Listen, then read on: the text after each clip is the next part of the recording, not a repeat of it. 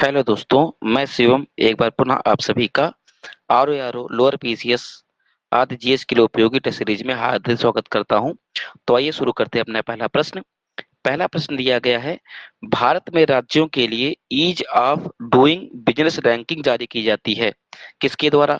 अगर यही बात करता कि वैश्विक स्तर पर ease of doing business ranking कौन जारी करता है, तब आपका आंसर आता क्या विश्व बैंक जारी करती है। लेकिन अगर भारत में राज्यों के लिए कहेगा ease of doing business ranking कौन जारी करता है, तब इसका सही विकल्प क्या सही होगा? सही इसका विकल्प हो जाएगा आपका ऑप्शन नंबर सेकंड, उद्योग संवर्धन एवं आंतरिक व्यापार विभाग द्वारा। ठीक है ना। नेक्स्ट क्वेश्चन देखते हैं, कौन सा सही सुमेलित नहीं है? सर्वलोकेश्वर की उपाधि कुषाण शासक कण्वशत द्वितीय द्वारा ली गई थी, बिल्कुल बात ठीक है। इसने महेश्वर की भी उपाधि ली थी।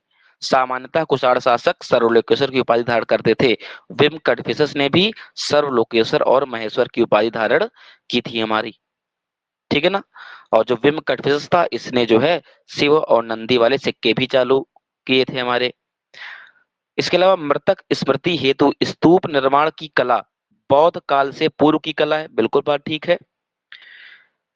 जो है स्तूप शब्द संस्कृत का एक शब्द है जिसका अर्थ होता है ढेर। ठीक है ना। और स्तूप शब्द का प्रथम उल्लेख मिलता है कहां पर है, तो स्तूप शब्द का प्रथम उल्लेख मिलता है हमको ऋग्वेद में। ठीक है ना। अग्नि से निकलने वाली ज्वालाओं को स्तूप कहा जाता था। ठीक है ना। इसके अलावा स्तूप क्या है हमारी, एक दफन प्रणाली है, समाधान प्रणाली है हमारी। ठीक है ना। तो अगर मान लो एक कथन बना कर दे दे कि स्तूप निर्माण कला मूलतः बौद्ध काल की है, तो गलत, मूलतः नहीं है, इसके काल से पहले से प्रचलित थी हमारी। ठीक है ना। नेक्स्ट क्वेश्चन देखिए, दिव्यावदान महावस्तु, दिव्यावदान जो ग्रंथ आपको दिया गया है, महावस्तु दिया गया है, ललित विस्तार दिया गया है, आर्य मंजूश्री मूलकल्प दिया गया है, क्या इन चारों ग्रंथों की भाषा संस्कृत है? देखिए, सामान्य तौर पर तो बौद्ध ग्रंथ हमारे पाली भाषा में लिखे गए हैं, लेकिन कुछ बौद्ध ग्रंथ हमारे संस्कृत भाषा में ही है, में भी हैं, जिसमें से एक दिव्यावदान है, एक महावस्तु है, एक ललित विस्तार है, एक आर्य मंजूश्री मूलकल्प है। इन चारों की भाषा संस्कृत है। अगर कहता दीपवंश महावंश की भाषा क्या है, तब पाली है। दीपवंश और महावंश की भाषा क्या है हमारी, पाली है हमारी।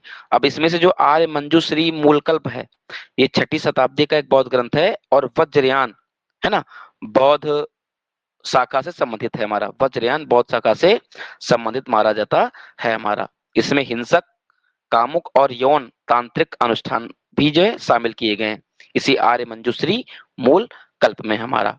ठीक है ना। तो ये मुख्यतः महायान और वज्रयान से ही जुड़ा हुआ है, आर्य मंजूश्री मूल कल्प।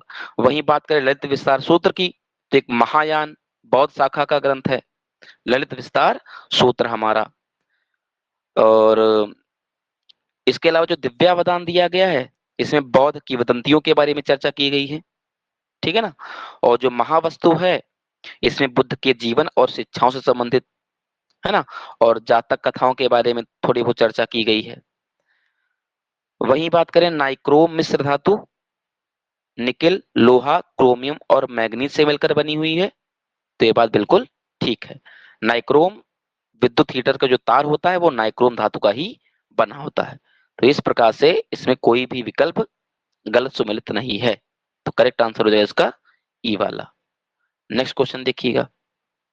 नेक्स्ट क्वेश्चन है, निम्नलिखित में से किस कृत्रिम मधुरक में माधुर्यमान सुक्रोज की तुलना में अधिकतम होता है? माधुर्यमान का मतलब होता है मिठास। सुक्रोज को हम लोग क्या बोलते हैं, सुक्रोज को हम लोग टेबल शुगर बोलते हैं, खाने वाली शुगर बोलते हैं। ठीक है ना। या सुक्रोज को ही बोला जाता है ना, गन्ना शुगर, गन्ने वाली शुगर जो गन्ने से चीनी प्राप्त की जाती है, सुक्रोज को चीनी भी बोल दिया जाता है। अब कुछ हमारी होती है कृत्रिम स्वीटनर, कृत्रिम मधुरक, है ना, जिनको झूठी शर्कराएं भी कहते हैं, इनवर्ट शर्कराएं भी कहते हैं, क्योंकि ये शर्कराएं आप चाहे जितना खा लीजिए, मीठी तो कई गुना होंगी सुक्रोज यानी कि आम चीनी से, लेकिन ये ऊर्जाएं नहीं देती हैं, ये जो है ऊर्जा हमारी नहीं देती हैं। तो जो पूछा गया है सुक्रोज की तुलना में कौन ज्यादा मीठी है इनमें से, पहली मैं आपको कुछ बातें बता दूं, कृत्रिम स्वीटनर के नाम बता देता हूं। एस्पार्टम एक कृत्रिम स्वीटनर है, एरिटेम कृत्रिम स्वीटनर है, सुक्रालोज कृत्रिम स्वीटनर है, सैकरीन कृत्रिम स्वीटनर है, इसके अलावा साइक्लामेट कृत्रिम स्वीटनर है, डलसिन कृत्रिम स्वीटनर माना जाता है। अब सुक्रोज की तुलना में इनमें से सबसे अधिक मीठा जो है वो एलिटेम है। वो क्या है हमारा? एलिटेम।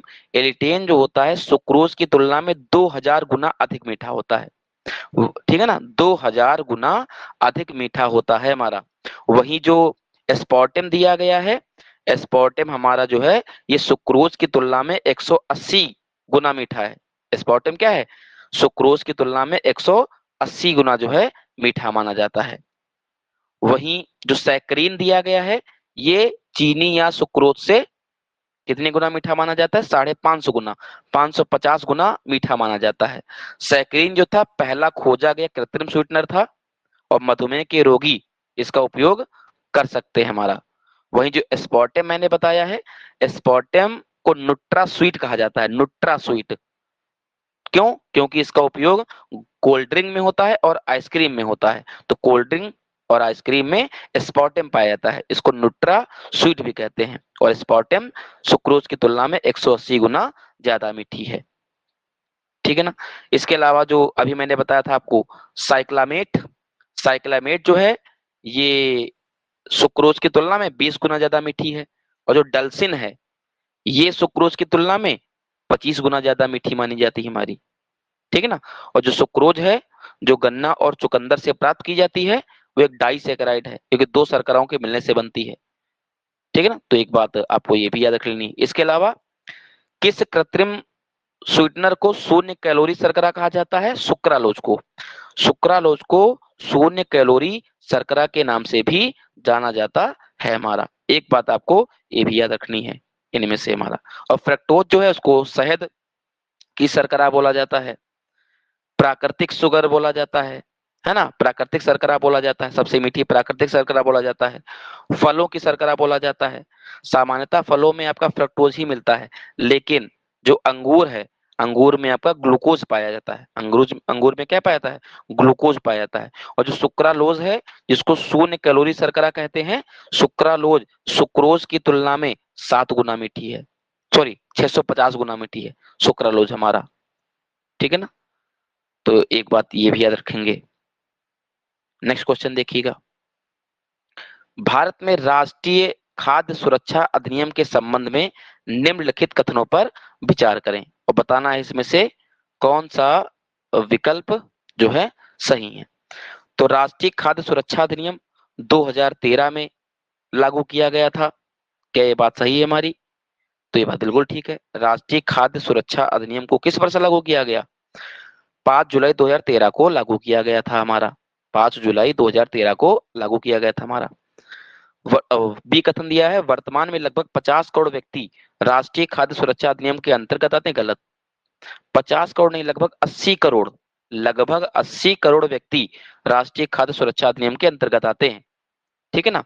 और ये अधिनियम कानूनी रूप से 75% ग्रामीण आबादी और 50% शहरी आबादी को सब्सिडी युक्त खाद्यान्न प्राप्त करने का अधिकार है। तो बिल्कुल बात ठीक है। ये जो कानून है हमारा राष्ट्रीय खाद्य सुरक्षा अधिनियम, ये 75% ग्रामीण आबादी को कवर करता है और 50% शहरी आबादी को सब्सिडी युक्त खाद्यान्न उपलब्ध कराता है। इसके अलावा जो गर्भवती महिलाएं होती हैं, है ना, या गर्भावस्था के दौरान स्तनपान कराने वाली जो माताएं होती हैं उनको प्रतिदिन, है ना, और डिलीवरी के 6 महीने के बाद तक, है ना, जो है खाद्यान्न दिया जाता है। इसके अलावा 6,000 रुपए का मातृत्व लाभ भी दिया जाता है हमारा।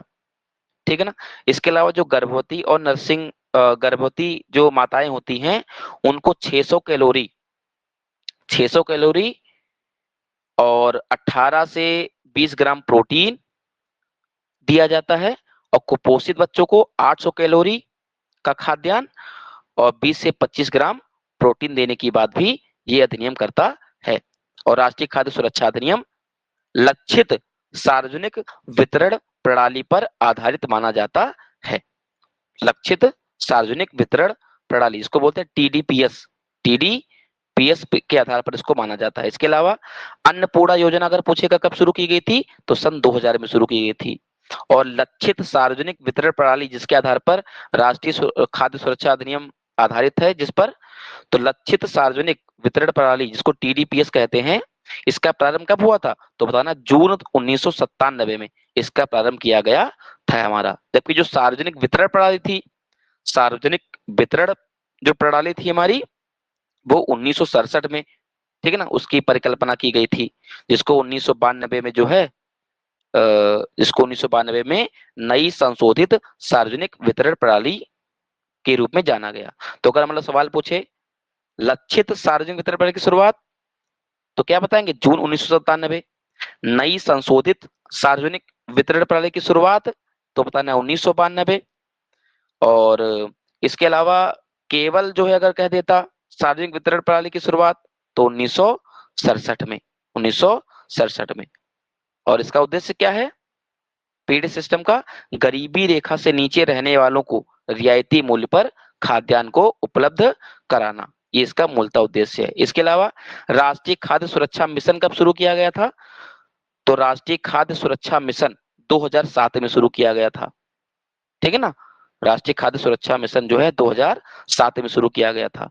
और राष्ट्रीय खाद्य सुरक्षा मिशन के तहत कुछ फसलों के उत्पादन में वृद्धि करना है। ये फसलें कौन सी हैं? ये 3 फसलें हैं, चावल, गेहूं और दालें। चावल, गेहूं और दालें। इसका जो राष्ट्रीय खाद्य सुरक्षा मिशन है, ये किस मंत्रालय के अंतर्गत आता है? कृषि एवं किसान मंत्रालय के अंतर्गत आता है। तो राष्ट्रीय खाद्य सुरक्षा अधिनियम को राइट टू फूड एक्ट भी कहते हैं। एक आप इसके बारे में ये भी याद रखेंगे। तो 6 महीने से 14 वर्ष तक के बच्चे और गर्भवती महिलाएं, स्तनपान कराने वाली माताएं जो होती हैं हमारी, उनको जो है पोषण इसके तहत उपलब्ध कराया जाता है। इसके अलावा जो मैंने अभी बताया था राष्ट्रीय खाद्य सुरक्षा मिशन, जिसकी शुरुआत कब की गई? 2007 में की गई थी। चावल, गेहूं, दाल और मोटे अनाजों में के उत्पादन में वृद्धि करना उसका जो है मुख्य उद्देश्य माना जाता था हमारा, ठीक है ना। अच्छा, इसके अलावा एक जो है बात और याद रखने वाली है। तो इस प्रकार से इसका देखा जाए तो कौन सा विकल्प हमारा? तो बी वाला तो बिल्कुल गलती है, बी वाला गलत है। इसका मतलब इसका करेक्ट आंसर क्या हो जाएगा? ए और सी हो जाएगा हमारा। इसके अलावा एक बात और रखेंगे क्या? राष्ट्रीय खाद्य सुरक्षा अधिनियम के तहत, है ना, कुष्ठ रोगियों को भी इसके लिए पात्र माना गया है। कुष्ठ रोगियों को भी इसके लिए पात्र माना गया है। और जो राष्ट्रीय खाद्य सुरक्षा अधिनियम है, ये जो है केवल बीपीएल वालों के लिए नहीं है। ऐसा नहीं अगर लिख दे कि राष्ट्रीय खाद्य सुरक्षा अधिनियम केवल बीपीएल, बिलो पॉवर्टी लाइन, गरीबी रेखा के नीचे व्यक्तियों के लिए है, ऐसा बिल्कुल नहीं है हमारा, ठीक है ना। एक बात और याद रखेंगे कि राष्ट्रीय खाद्य सुरक्षा अधिनियम के अंतर्गत जो है कुष्ठ रोगियों को भी पात्र माना गया है हमारा। नेक्स्ट क्वेश्चन देखिएगा। निम्नलिखित में से किसमें परिवर्तन के कारण मोतियाबिंद में आंखों का प्राकृतिक लेंस धुंधला हो जाता है? तो मोतियाबिंद है क्या? अगर आंखों की जो प्रोटीन होती है वो अनबैलेंस हो जाती है, वो है ना अनियंत्रित हो जाती है, तो उसकी वजह से आंखों का जो लेंस होता है ना, उस पर एक पतली सी परत जम जाती है, उसी को मोतियाबिंद कहा जाता है। तो इसका करेक्ट आंसर क्या होगा? प्रोटीन हो जाएगा। नेक्स्ट क्वेश्चन देखिएगा। निम्नलिखित में से किसने अपने सिक्कों पर शिव का चित्रण किया था? हर्षवर्धन ने। तो हर्षवर्धन ने भी अपने सिक्कों पर शिव जी का चित्र अंकित किया था। शशांक ने भी किया था, वासुदेव ने भी किया था, और विम कटविशेष ने भी दिया किया था हमारा। तो इस प्रकार से इसके चारों ही, ठीक है ना, विकल्प सही है। तो ये थे हमारे आज के प्रश्न। Thank you for watching.